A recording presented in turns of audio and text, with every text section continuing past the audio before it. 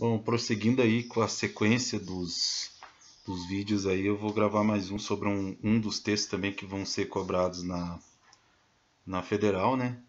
Daí mais um vídeo aí sobre a supervisão da doutora Maia. A doutora Maia tá ali supervisionando. Dona Maia, dá um alô aí. Tudo bem, Dona Maia? Então, Dona Maia tá ali só supervisionando. E para começar essa discussão, eu vou primeiro fazer uma pergunta, né? Vamos fazer a partir de uma pergunta. Deixa eu só preparar aqui para a gente conversar sobre essa questão. Só um momento.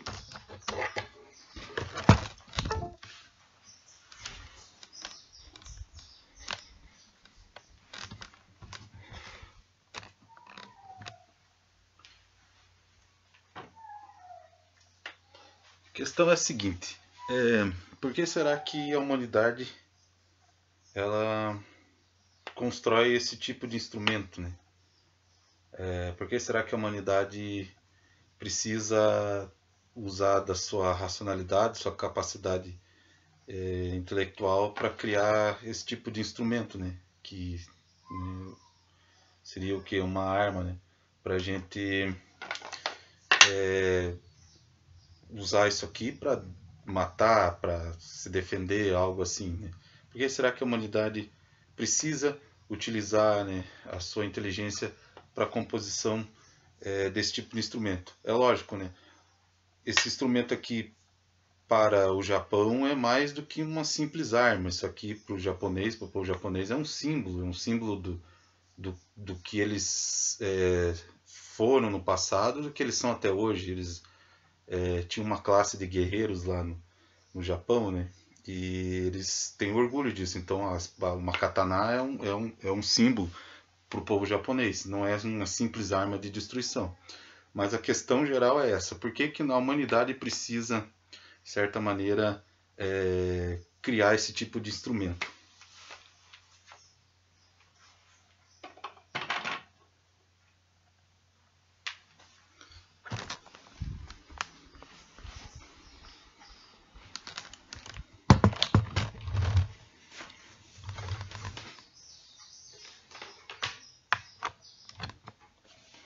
Bom, então continuando, essa questão ela vai ter uma reflexão, né,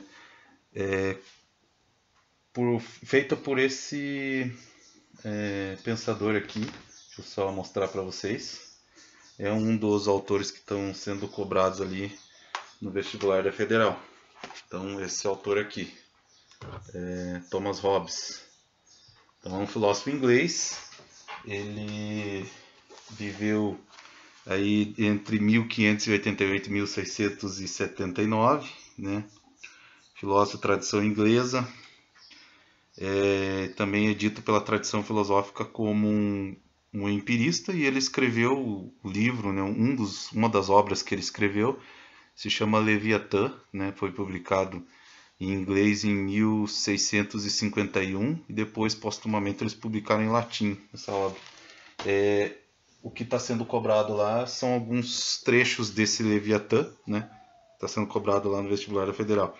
Então a pergunta é: por que será que a humanidade se utiliza daqueles recursos, né? Daqueles instrumentos ali para ter confiança? Como é que eu posso dizer?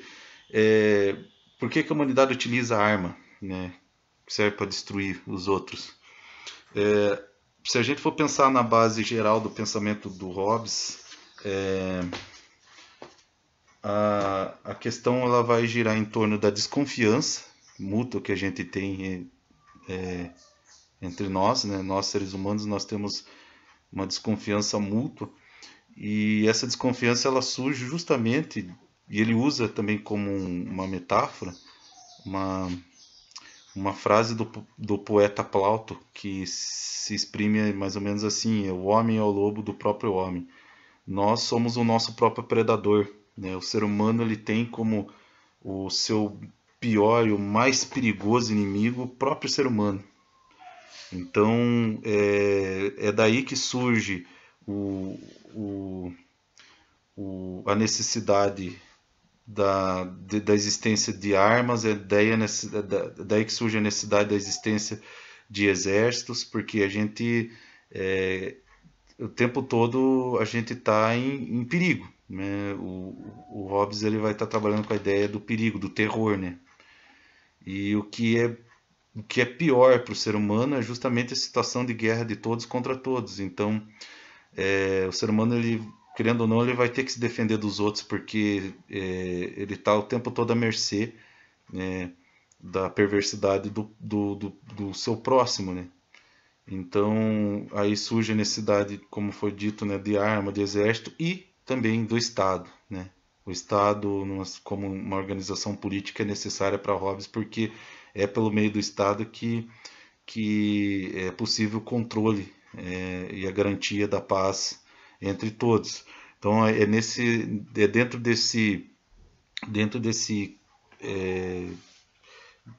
dentro desses aspectos que nós vamos estar dando uma olhada no texto do Hobbes. Então, para começar, eu fiz algumas anotações daí do texto. Eu vou estar citando a página. A referência que eu estou usando aqui é essa aqui, que é a Antologia de Textos Filosóficos do Estado do Paraná. Nas escolas tem esse texto.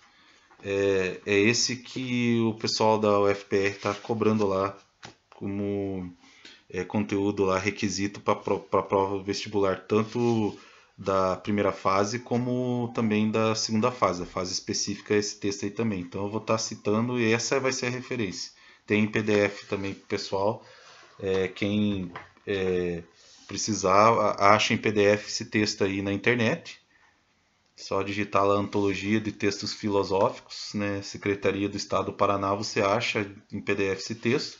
O pessoal do cursinho tem lá na pasta do cursinho esse texto aí. Esse livro, né? PDF. Então, no capítulo 13, onde começa esses trechos da obra Leviatã, né, do Hobbes, no capítulo 13 ele coloca da condição natural da humanidade relativamente à sua felicidade e miséria. Se vocês forem olhar, eles colocaram condição natural ali em caixa alta a letra. Isso aí já é intencional, né? Acho que do tradutor, talvez. Não sei se foi o tradutor, se foi o próprio autor que preferiu deixar assim. Porque essa é a base da compreensão, qual é a condição natural do ser humano. A pergunta ali que a gente começou foi por que o ser humano usa arma, né? E aí tem a ver isso aí com a condição natural do ser humano. O Hobbes ele parte da ideia de que a natureza humana ela é perversa. O ser humano ele é um ser que não dá para confiar. A condição natural do ser humano é perversa. Então, o homem na natureza, sem civilização, sem regra, sabe? Ele solto sem nenhum controle social, ele solto na sua natureza mesmo. Ele é um ser perverso, porque existe um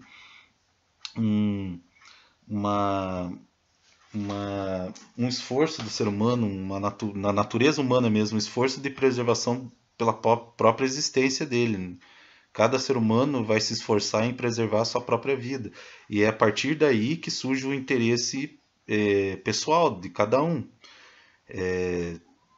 Às vezes até o uso e o recurso da violência ele vai ser necessário em algumas situações onde o ser humano ele vai perceber que é mais importante ele ter que destruir o próximo do que ele perecer, né? Então ele vai, para preservar sua própria vida e sua existência, ele vai inclusive se utilizar do recurso da violência, nem que ele tenha que assassinar o seu próximo. Então isso que eu estou falando aqui é o Hobbes que está falando, sou eu. Essa é uma das leituras que a gente tem aí da filosofia do Hobbes. Então, assim como Maquiavel também parte de uma dimensão negativa da natureza humana, o Hobbes também está partindo, né? Tanto que o Rousseau vai escrever um texto contra o Hobbes. Só um momento, eu vou até mostrar aqui o texto. Então, eu estava comentando do texto do Rousseau, né? Me desculpe aqui a edição. Eu sou uma pessoa pobre, eu não tenho dinheiro para comprar livro importado. Então como uma pessoa pobre, eu compro o que eu posso comprar. Então, esse é uma versão bem barata aí do texto do Rousseau. Nesse texto aqui, o Rousseau ele tenta justamente criticar o Hobbes por essa perspectiva negativa, né? Pro Rousseau aqui nesse texto, o ser humano ele é bom, né? Por natureza, o ser humano no seu estado de natureza, o, o selvagem lá, sabe, na sua tribo lá, sem contato com a civilização, ele é bom, ele não é ruim, mas o que faz o ser humano ser do mal, segundo Rousseau, seria o que? Seria a própria civilização que cria esse aspecto perverso do ser humano, né? Faz ele competir entre si. Essa é uma crítica que o Rousseau vai estar fazendo, né? O Hobbes é justamente o contrário. O Hobbes ele vai estar falando, não, por natureza o ser humano ele é perverso, por natureza o ser humano ele é violento, né? Inclusive esse texto aqui de História da Filosofia, o pessoal às vezes utiliza aí como um recurso para um resumão, né, de toda a filosofia, se encontra nesse, que é do Reale, né, História da Filosofia, volume 2. Ele diz que o Hobbes é fruto, inclusive, do medo, do terror, porque a mãe dele deu à luz, quando ele estava grávida dele, no momento que estavam invadindo a cidade deles, né, segundo o texto ali. Então, o medo e o terror é um componente da análise política do Hobbes. Então, voltando para a questão, se o ser humano ele tem uma natureza perversa, justamente porque ele vai se esforçar em conservar a sua vida, aí que surge a desconfiança, né? A gente nunca vai confiar no próximo 100%, porque, querendo ou não, o ser humano ele vai ser egoísta em algum momento. Ele vai extrapolar o bom senso quando justamente envolver a questão da conservação da sua própria vida, de si próprio. Se eu tiver que conservar a minha vida no sentido de ter que tirar de alguém, e o fato de eu tirar de alguém vai custar a vida desse alguém, o importante é que eu sobreviva, né? E o outro que se lasque. Então seria mais ou menos isso a questão da desconfiança, né? Na página então 347, a gente vai, e justamente isso que eu estou falando, que vai ser a justificação da necessidade do Estado, né?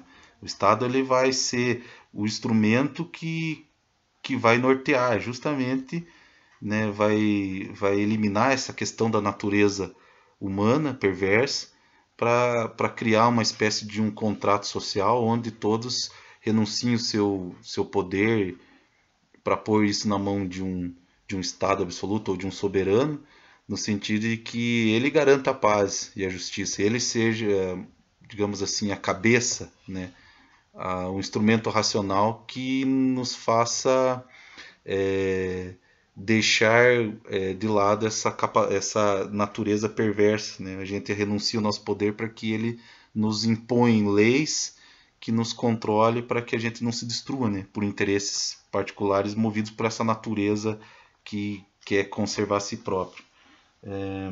Na página então 347, lá no finalzinho do capítulo, ele vai dizer assim, ó: desta igualdade quanto à capacidade, deixa eu pegar o texto mais perto, senão não vou enxergar. Desta igualdade quanto, desculpe a dicção também, que a minha eu nasci no Paraná, né? A gente aqui do Paraná fala assim, então a dicção é meio estranha para quem não escuta alguém do Paraná falando. Desta igualdade quanto à capacidade deriva a igualdade quanto à esperança de atingirmos os nossos fins. Portanto, se dois homens desejam a mesma coisa, ao mesmo tempo que é impossível ela ser gozada por ambos, eles tornam-se inimigos. E no caminho para o seu fim, que é principalmente a sua própria conservação, então aqui a ideia da conservação, né?